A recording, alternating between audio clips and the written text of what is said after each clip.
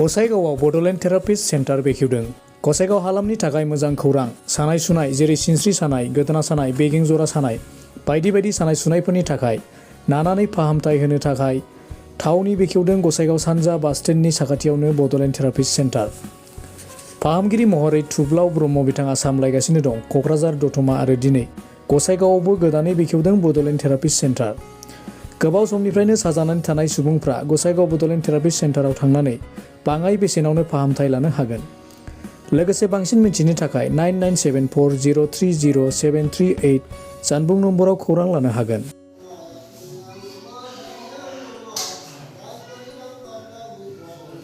दिनै आङो अबस्से नैबे बड'लेण्ड थेरापिक सेन्टारखौ अपेनिं खालामनाय लोगो लोगो आङो बाहायबो दिनै प्रथम पेसेन्ट हिसाबै आं ट्रिटमेन्ट लाबाय। दिनै दासो ट्रिटमेन्ट खालामखांनायनि गेजेरजों आङो आंनि जइन्ट पेन हथात आथिंनि जइन्ट एंगेलखौ माने आगोलावहाय आङो फ्रि हिसाबै मुक्त मोनामोन, मुभ खालामनो हायामोन। दिनै आङो नैबे सेन्टाराव फैनानै आं फार्स्ट पेसेन्ट हिसाबै ट्रिटमेन्ट खालामनायनि गेजेरजों आङो सेकेन्डनि मुहुर्तआवनो आङो रिलिफ मोनबाय।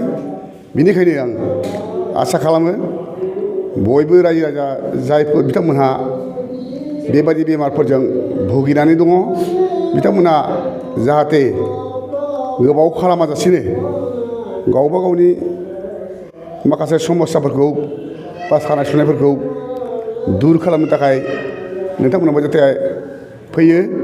जिहेतु आङो दिनैहाय फार्स्ट पेसेन्ट हिसाबै दिनै आं खालामजानानै आङो दासो जोबोद आङो मोजां मोनबाय।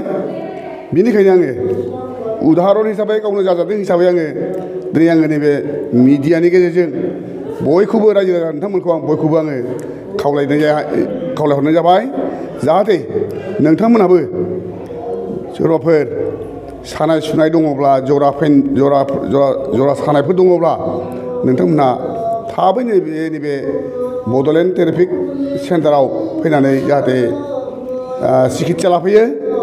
बिनिखायनो आङो नोंथांमोनखौ बयखौबो आङो खावलायनाय जाहैबाय। एसे दिनै फार्स्ट पेसेन्ट हिसाबै गावखौनो गाव रिलिफ मोननायखाय दिनै नोंथांमोन बयखौबो रायजो राजाखौ जाहाथे नोंथांमोनाबो खस्थ'आव जाहाथे भुगियाजासिनो थाबैनो नैबे बड'लेण्ड थेरापिक सेन्टाराव फैनानै जाहाथे फाहामथाय लाफैयो। बिनिखायनो आं नोंथांमोनखौ बयखौबो आंनि गोरबोनिफ्राय बयखौबो गोसो गोरबोनिफ्राय खावलायहरनाय जाबाय। दा दिनै गसाइगावआवहाय बड'लेण्ड थेरापि सेन्टार खुलिदोंमोन। आं जोबोद गोजोननाय मोनदों। मानो होनबा बेवहाय थानाय जेसेबांखि बाखिन्दाफोर दङ बे बाखिन्दाफोरा आंखौ मोजां अनसायनाय होदों आरो गोजोन फोरमायनाय होदों कि जाय बुस्थुफोरखौमोन जों होसोलांनो एसेबां उसुबिदा मोनोमोन, टाइम टेबोलनि खोथा दंमोन, बेवहाय जोङो मोननांस'आ बा मोनहैस'आ बेबायदि जायोमोन। नोंखौ होसोलांबा बे एखमबा टाइम होनानै मिलायनि थाखाय जोङो मोनबा क'क्राझार टाउनाव थाङोबा माबा मोनसे खामानियाव थांनानै ओरैनो बेयाव हाबबोनो बेबायदि टाइमानो मिलाया।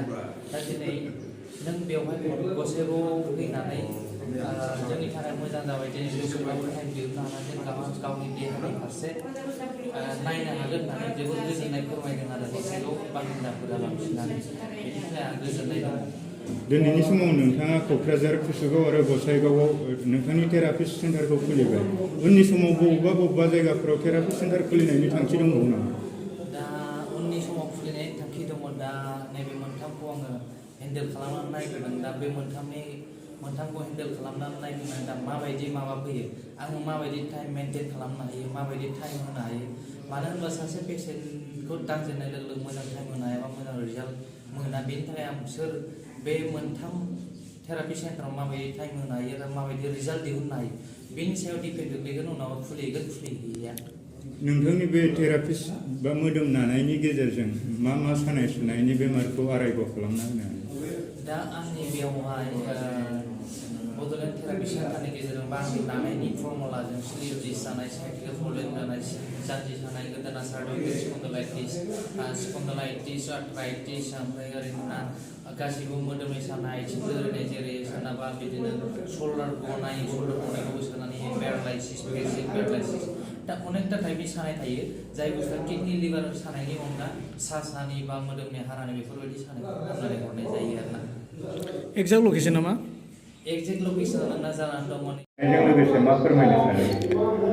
बहुत गोजोनथाव बाथ्रा गासैबो नायगिरि बिथांमोननिसिम आं गसाइगाव सहरनि सासे सोद्रोमा जानानै बयखौबो खावलायहरनो लुबैदों जे जोंनि बे रंजाथाव बाथ्रा जे जोंनि गसाइगाव टाउनाव जोंहा सासे सक्रिय बे बड'लेण्ड थेरापि होननाय मोनसे फिजिअथेरापि सेन्टार बिथाङा दिनै खुलिजेनबाय बेखौ बेखेवनो मोननानै आं जोबोद गोजोननाय मोनदों खारन बे देहायारि सोमोन्दोफ्रा आजिखालि बिभिन्न रोखोमनि खायद' अयभासजोंबो जालांबाय सानाय सुनाय लोरिनाय मोदोमारि जायखिजाया बिस बेदनाफोरखौ फिजिअथेरापिनि दारै बहुतखिनि रिलिफ होनो हायो दा बेखौनो बिथाङा दिनै बेवहाय जागायजेनबाय बेनि थाखाय बिथांनिसिम आङो गसाइगाव टाउननि सासे गिबि सोद्रोमा जानानै साबायखर बावहरगोन आरो बयखौबो रायजो राजाखौ खावलायगोन जाहाथे नोंथांमोनहा बिभिन्न रोखोमनि सानाय सुनाय सोमोन्दो जानानै दङब्ला